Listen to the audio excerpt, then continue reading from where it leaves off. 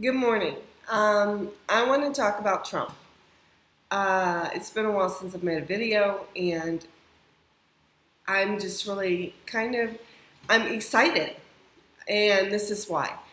I'm going to be totally honest. When I first started seeing Trump and Trump's going to run for president, I was like, are people crazy? This is a joke. He's just doing this as a publicity stunt. Um, and then, like, he lost. He had to give up the Miss USA contest. He lost his job on Apprentice, and he was like, I don't care. I'm going to be president. And I was like, okay, maybe he's a little serious. And then I started to get really worried because, yeah, I know that in the past Trump has filed Chapter 11s on his businesses. I know that I remember when Rosie O'Donnell made some just off the cuff comments about his hair, and it started the war of him against Rosie O'Donnell, and I didn't really like what he said about Rosie O'Donnell.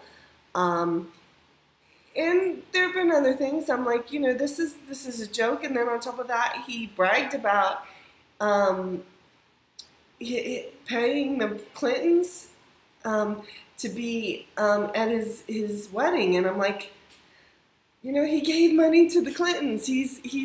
And I started thinking, well, maybe he's a Clinton plant to throw off the other candidates, and maybe he's doing this out of friendship for them and the other people to make sure that she gets nominated this year, and he'll just make all the other guys look bad, and then he'll drop out. And then I started doing research, and I started realizing this guy doesn't do stuff just for fun or for a joke, or and he's serious, folks. And I started watching documentaries on him. I started watching documentaries that started out trying to be negative about him and then ended up being positive about him.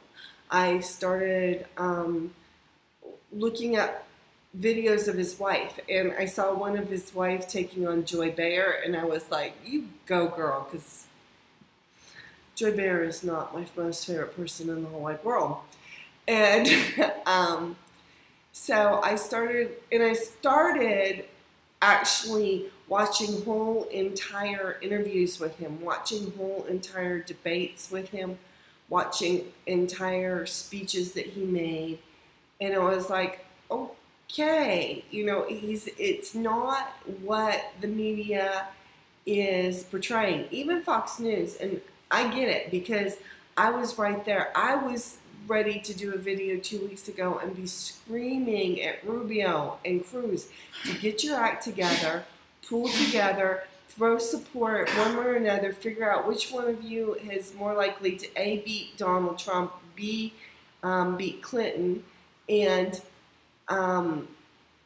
the other one bow out, give your support to that person, and move on. Because I really and truly never thought that Trump would actually even go to the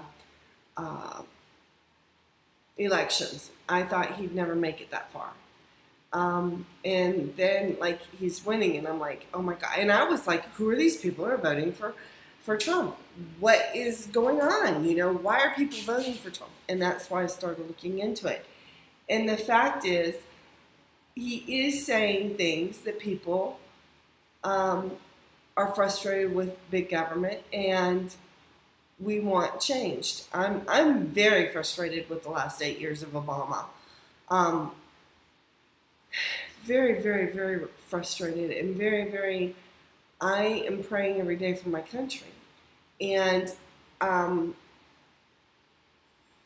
I think that one of the things that people resonate with Trump about is he talks about creating jobs. He talks about going after these companies that have thrown all their jobs to foreign countries like Mexico, India,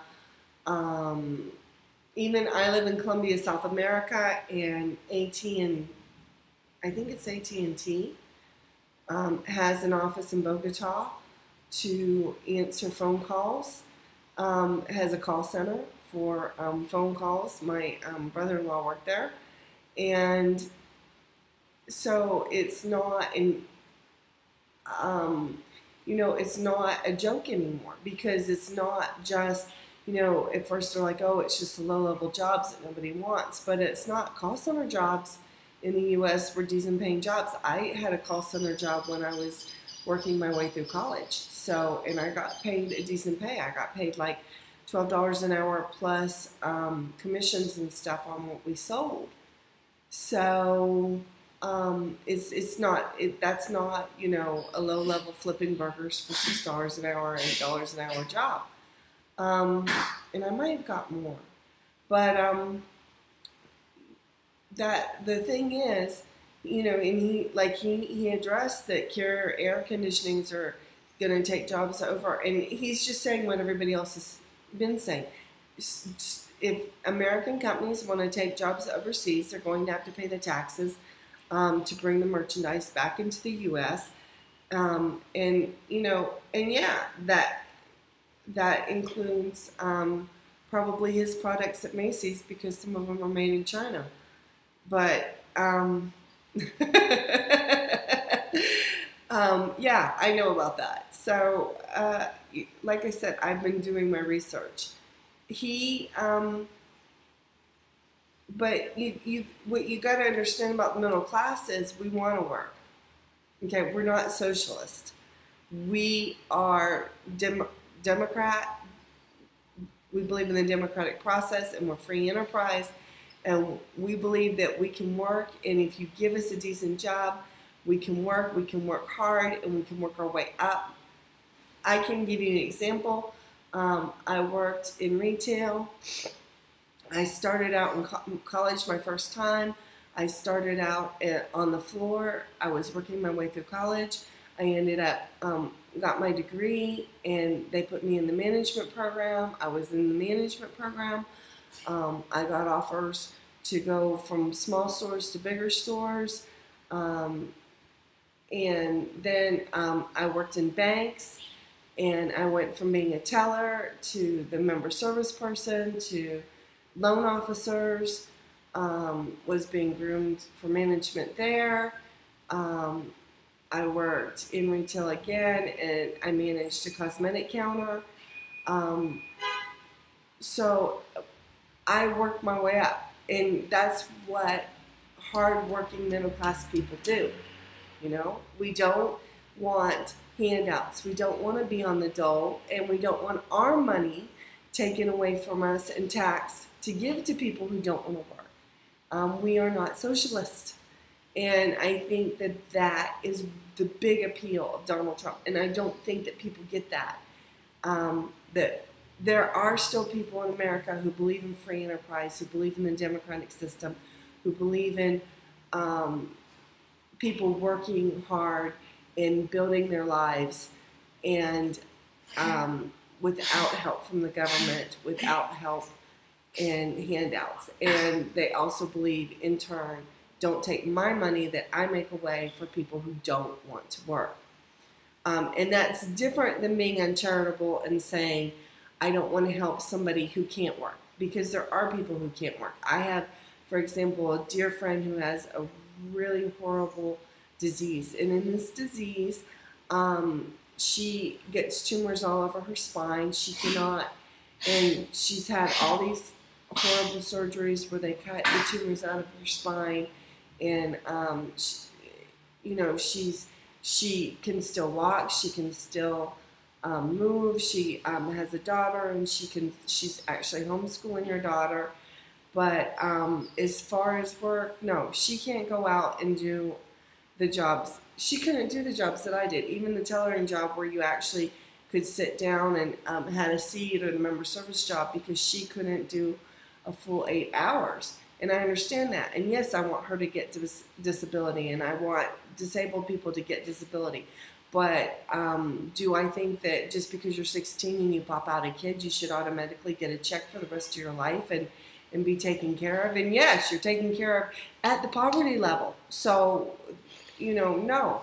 And do I realize that? Yes, it's generational. Now we have probably 5, 6 generations of kids starting in the 1960s that have been raised in that cycle of have kids, get the government checks, get the free housing, get the food stamps, get this, get that, and you don't have to work. And that has to be changed. That mentality has to be changed. America didn't have that mentality before. Do I think that, so I'm not against helping people who deserve it. I'm just not for giving money, my tax money, to anybody and everybody that, doesn't want to work. And I think that is the thing. And Trump is a worker.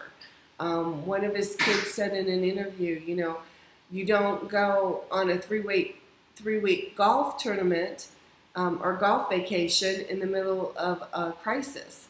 And he said, I honestly don't remember my dad ever taking a 3-week vacation. Yeah, and we know it. Trump works. Trump is not a lazy person. Trump gets up early in the morning. He goes in. He does his businesses.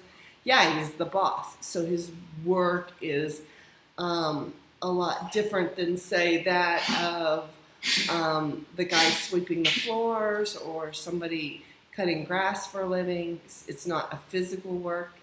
It's more mental work. It's more, but he is there in the present building his businesses. And I think that is the real reason he's resonating. I think there are other issues, yes.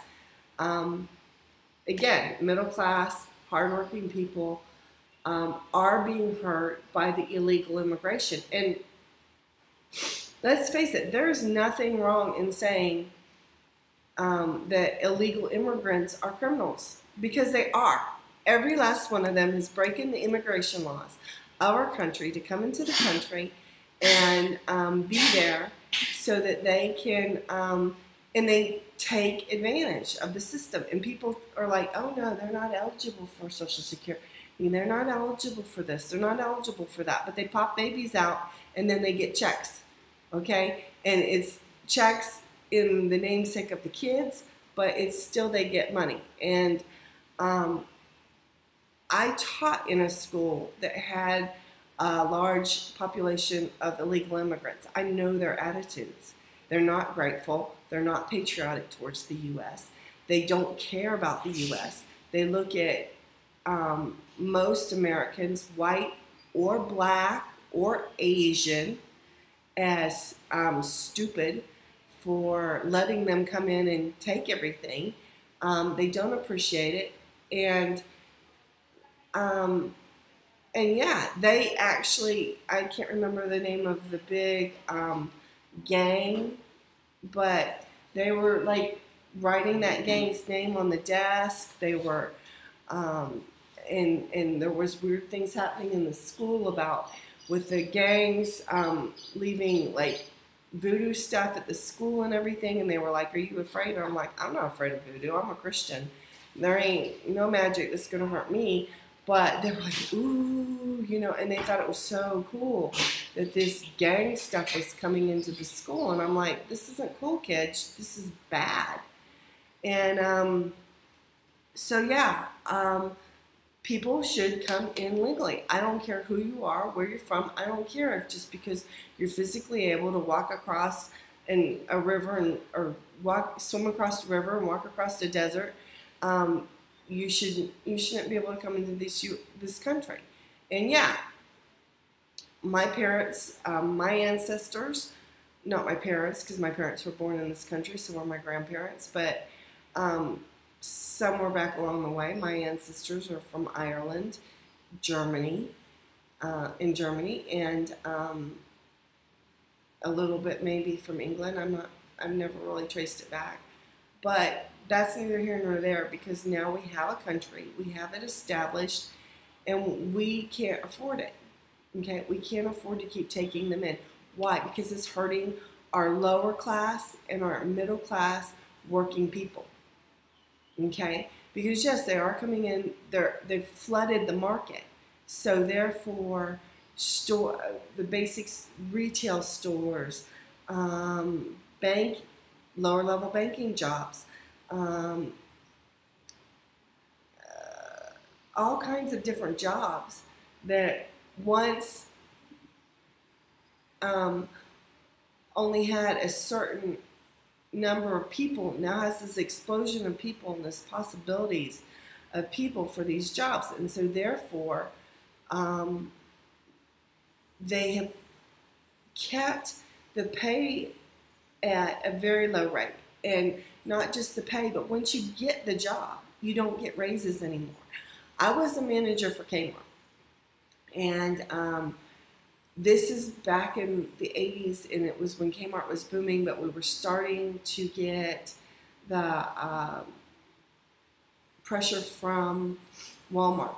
And I remember we used to give 50-cent raises, and everybody was like, when we raised it from 25 cents to 50 cents for the highest raise per hour, people were like excited because that was 50 cents an hour on 40 hours, and people used to get to work 40 hours a week too, not 32.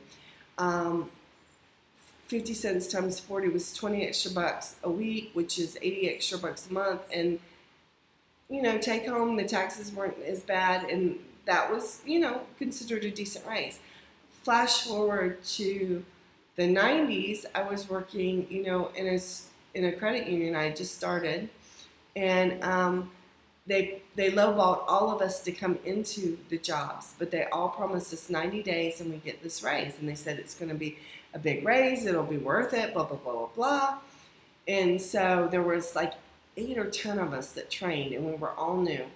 And our 90 days came around, and we're so excited, and you know, especially the ones of us like me, and there was like 2 of us that like we had caught on so fast, and we were like, you know, we were on the floor working before the other people were having to be pulled back and still sent to extra training.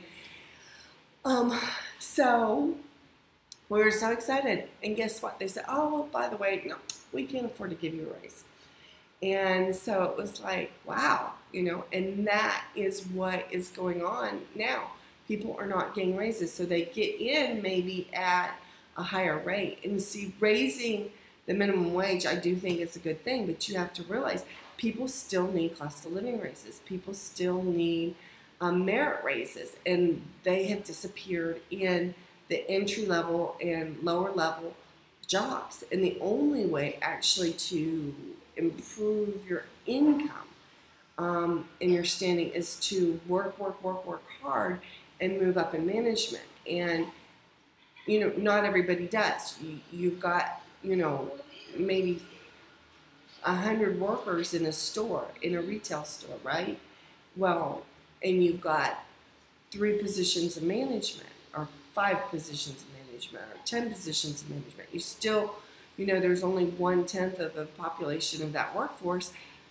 And so that's another thing. That's why they are a problem. And that's why people don't want to have, you know, that's why Trump resonates, because we realize that a lot of intelligent people realize that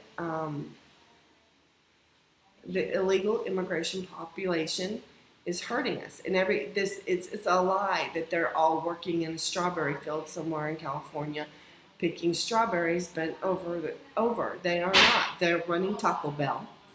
I know, because I interviewed with Taco Bell in California in their headquarters, and it was like eye-popping. Buenos dias. And so that is the difference. That's what's important, and that's what's so frustrating. And Donald Trump is married to an immigrant. His first wife was an immigrant. We know that he's not truly prejudiced against immigrants.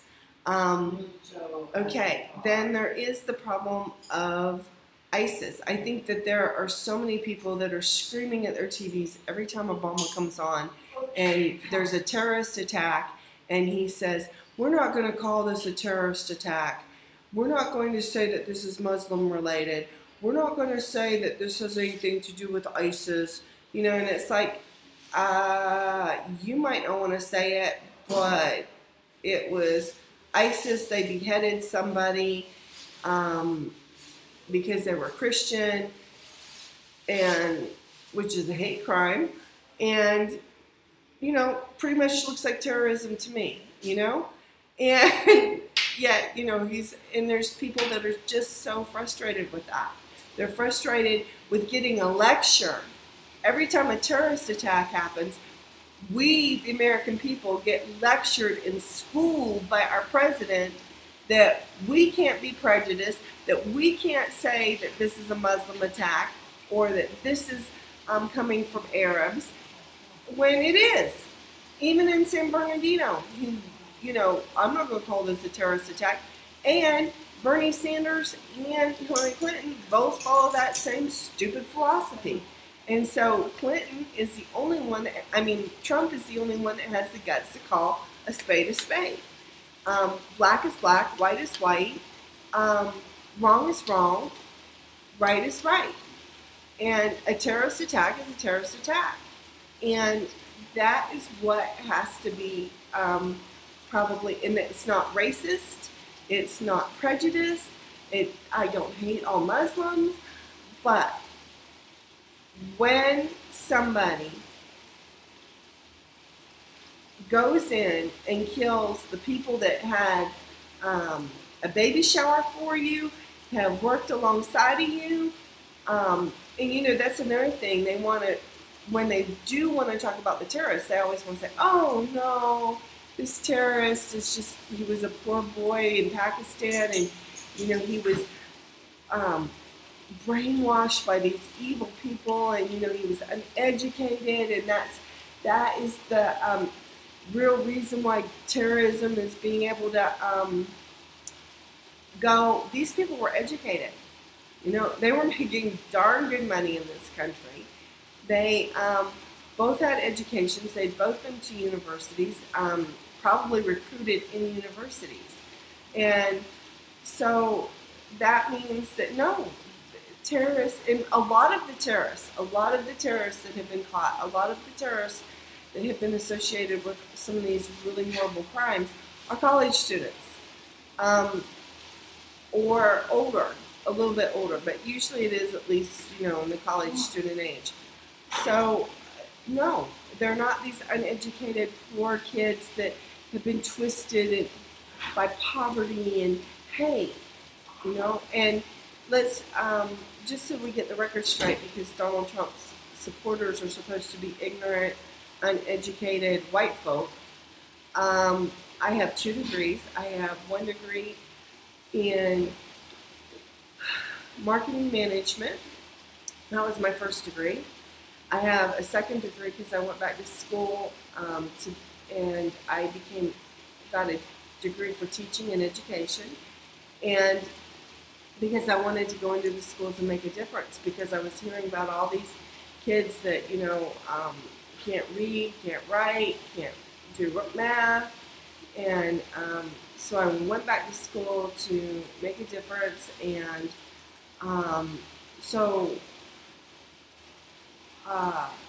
that shoots down also that I don't care about other people. I do want to make a difference. And I think that is the thing with Trump. Now, do I cringe at some of the things he says? Kind of, sort of. It's not the message so much most of the time. It's the way the delivery, and what he has said. I'm not president right now. I do think, though, that he should know this, when you aspire to a higher position, you act that position, and I do want him, and I do hope to see him change a little bit in that respect.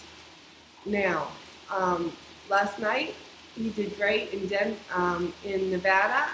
He beat the 2 Hispanic people that were running in the Hispanic vote, which was big.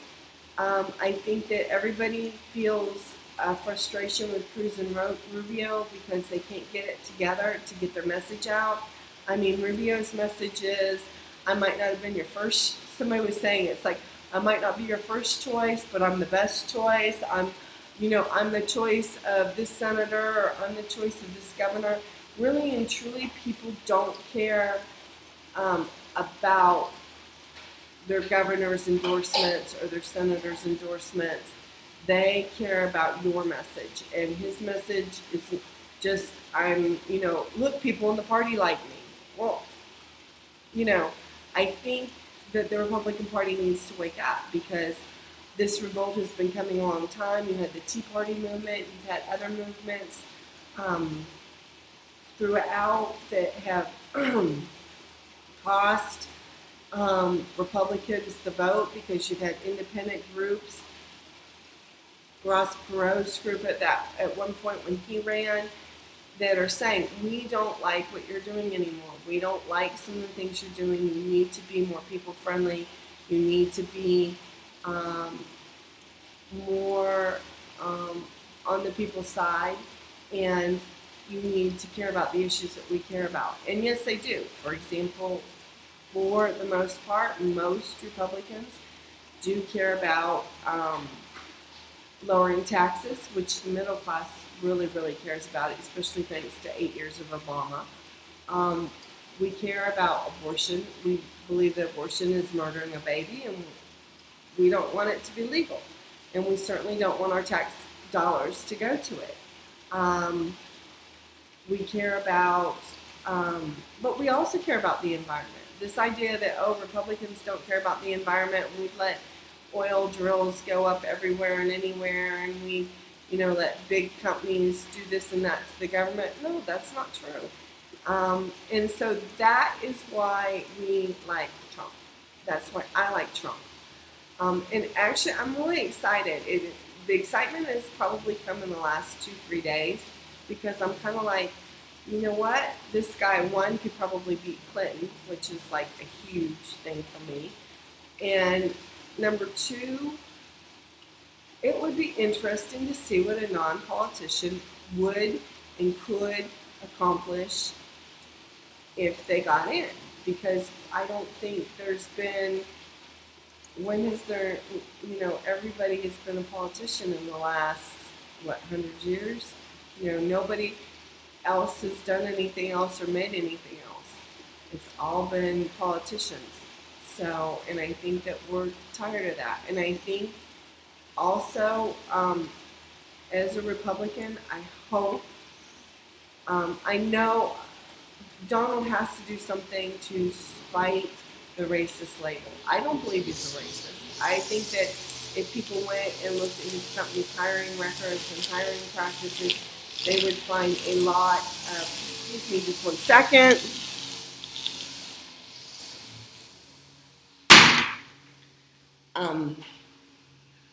I think if they looked at his company, they would probably find that there are a lot of minorities in positions, and yeah, he's got his kids there, but that's his prerogative, and as long as they're doing a good job and he's happy with the job they're doing, they've got his back. And so, and I admire that. I admire a parent that has tried to build something. He's actually built an empire, and instead of handing it over to perfect strangers, he's building it for his family. That's admirable to me. But I think if you look at his record, I mean, Melania is, she talks with an accent. She's a foreigner, beautiful foreigner, but she is a foreigner. Ivanka, the same. She had a thick accent. So I think that if you look at his record, you're going to find out he's not racist. Yes, he challenged Obama on his birth certificate, but that's not racist. That's just, and the fact is, if you can't take the heat, get out of the kitchen. And this idea that, oh my gosh, anybody, the minute anybody says anything, if you say anything about Obama in the U.S. right now, if you say, I don't like Obamacare, or I don't like, I don't like what he said after the San Bernardino terrorists killed all those people, you're a racist all of a sudden. No, you're not a racist. You just don't like how he's handling these situations. I didn't like how Clinton handled situations. Does that make me a racist against white people? I, was furious with him about Black Hawk Down. I was furious about the fact that he lied under oath in judicial hearings about Monica Lewinsky. I didn't care that he had the affair with Monica Lewinsky because, you know, although but I hated that he lied. I was furious about that. And I was like, why aren't people getting this? That he is lying under oath, you know, and he's the president of the United States. And he should have known when they were asking the questions that they're going to be able to prove it and call him out on it. So, you know, you can't lie about it. But, you know, everybody's like, oh, well, you know, somebody else has lied in their lifetime, so it's okay for him to lie. No, two wrongs don't make a right. So, see, I'm still mad about it. I don't know if I'm mad about it anymore, but, you know, because it's, been 20 years, but I'm not, you know, I still don't get it, how anybody can excuse that kind of behavior with the excuse that somebody else did it. And I think that Donald Trump knows how to make a deal. I think that he will be able to put deals through with other countries. I think that he definitely is not going to, and I would love to see somebody that actually does say, you know what, we're not going to give money to Saudi Arabia anymore. We're not going to give money to Iran. We're not going to give money to France. France doesn't like us either, folks. We're not going to give money to Mexico. You know, they've got their own income. They've got their, and our debt is too much to keep giving money out to these countries. I would like, personally, for somebody to pull us out of the UN so we don't have to pay those big, gigantic fees to the UN, because I think the UN is worthless. I don't think they do anything that, you know, except give money to the corrupt, you know, third world nations that are running it. So that is my opinion. I am a conservative. I am an educated person. I'm not 20 in college, but that hopefully means that I'm a little bit smarter than these 20-year-olds that are running after Bernie Sanders, because I kind of know, and when I listen to some of the things he says and promises, I know I can't quite do that. And I even know that sometimes with Trump. I'm like, you can't quite do that all on your own, Trump. But I also know that he's a businessman who every venture he's ever had, he's had to collaborate with people. You know, he is not like, he didn't just build Trump Towers. He didn't just have millions of dollars lying around and say, oh, I'm going to go build Trump Towers. So he actually, you know, had to work with people. He had to negotiate with people. He had to convince people. And I think that that could be very, very good. Or he could be the Antichrist. But, you know, I thought that Clinton was not the Antichrist, but the forerunner of the Antichrist. So, you know, just because nobody will say anything bad about him, then that's how the Antichrist is going to be. Anybody that you don't understand what the Antichrist is, don't worry about the comment.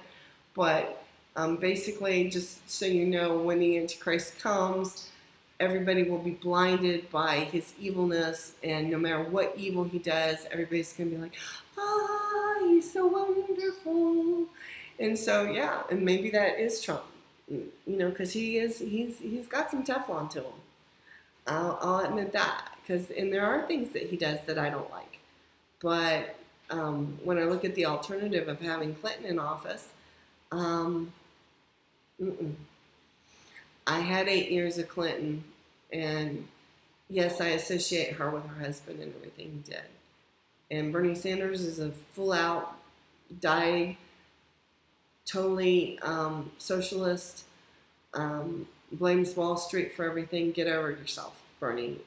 It's not just Wall Street, it's big business, it's the politics that you've been in for the last, 50 years that have gotten us into this mess. And it's greed everywhere. There's greed everywhere. Okay? So that is why I love, or I don't know if I love him, but that is why I'm liking Trump. And I'm starting to feel good, and I want my little Trump hat that says Make America Great. So bye. Bless you guys. Have a great day. Now you kind of understand maybe what the average middle-class person is thinking when they say, I could support Trump. And, you know, Cruz or Rubio, give me a reason not to. You weren't giving me any reasons not to. Okay, saying that I'm the Republican candidate and they like me better, the Republican Party likes me better, is not going to get my vote.